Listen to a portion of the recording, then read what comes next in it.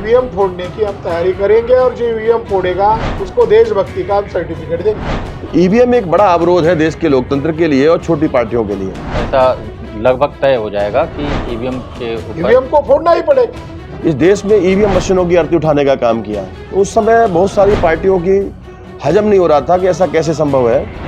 31 जनवरी को जो बड़ा आंदोलन होगा उससे सरकार के ऊपर दबाव बनेगा, वो हट सकते हैं। अगर नहीं हट सकते तो ईवीएम फोड़ना तय।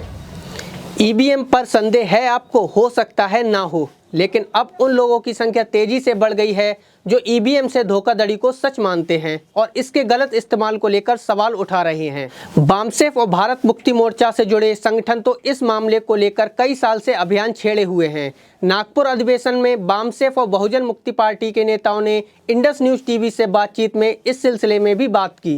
नमस्कार, मेरा नाम है अनुभव, इंडस न्यूज में आपका स्वागत है। नागपुर अधिवेशन में बामसेफ व भारत मुक्ति मोर्चा के राष्ट्रीय महासचिव डॉक्टर बिलास खरात, बहुजन मुक्ति मोर्चा के राष्ट्रीय अध्यक्ष प्रवेंद्र प्रताप सिंह ने ईवीएम के खिलाफ आंदोलन के बारे में गहराई से बात की और यह भी संकेत दिया कि ईवीएम को फोड़ने की नौबत कब आ सकती है।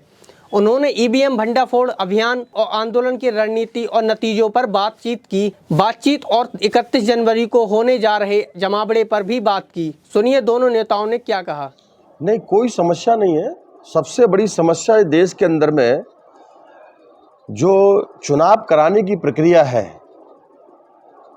वो आज की तारीख में फेल हो चुकी है। क्योंकि किसी भी राजनीतिक दल के लिए चुनाव पद्धति जो संविधान निर्माताओं ने चुनाव आयोग को जो एक अपेक्स बॉडी है, अपने आप में एक सेपरेट संस्था है, फ्री एंड फेयर चुनाव कराने की जिम्मेदारी उसको लगाई गई थी, वो मुक्त, निष्पक्ष और पारदर्शी चुनाव आयोग के द्वारा नहीं करवाए जाते हैं, जिसकी वजह से जो छोटे दल हैं या जो शुरुआत बिगिनिंग करने वाले लोग हैं वो उसको नहीं कर पा रहे हैं। ईवीएम के माध्यम से बड़े पैमाने पर देश के लोकतंत्र की हत्या हो रही है, वो एक सबसे बड़ा अवरोध है आज की तारीख में। और इसको लेकर के बहुजन मुक्ति पार्टी ने, हमने ही 20 जनवरी 2015 को, इस बात का इतिहास है, ईवीएम मशीनों की आरती उठाने का काम किया। जब 2013 का निर्णय माननीय सुप्रीम कोर्ट का आया 8 अक्टूबर का, तो 14 का चुनाव बगैर वीवीपीएटी के कराया गया। जब बगैर वीवीपीएटी के कराया गया तो बड़े पैमाने पर धांधली हुई, तो किसी भी पार्टी को उस समय यकीन नहीं हो रहा था।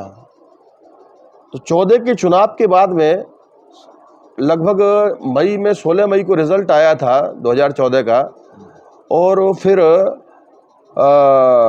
मेरे समझ से 8-9 महीने के अंतराल में ही हम लोगों ने जनवरी में चुनाव का आने के बाद में इस देश में ईवीएम मशीनों की आरती उठाने का काम किया। तो उस समय बहुत सारी पार्टियों की हजम नहीं हो रहा था कि ऐसा कैसे संभव है, कैसे घोटाला होता है। मगर बाद में फिर इसको जो है लोगों ने स्वीकार किया। आज हर पार्टी बोल रही है, रूलिंग पार्टी को छोड़ करके कांग्रेस पार्टी पहले रूलिंग थी तो वो शांत थी, आज बीजेपी है तो वो शांत है, बाकी अपोजिशन पार्टी के रूप में कांग्रेस भी बोल रही है। ईवीएम एक बड़ा अवरोध है देश के लोकतंत्र के लिए और छोटी पार्टियों के लिए।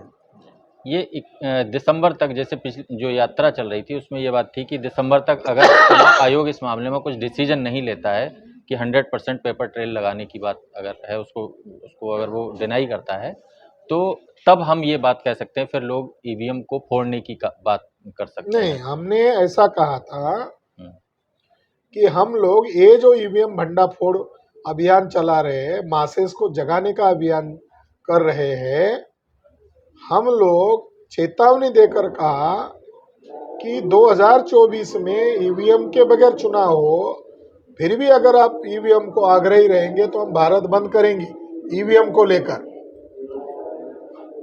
दूसरा मुद्दा कहा था कि हम लोग चुनाव आयोग के मुख्यालय पर मोर्चा निकालेंगे।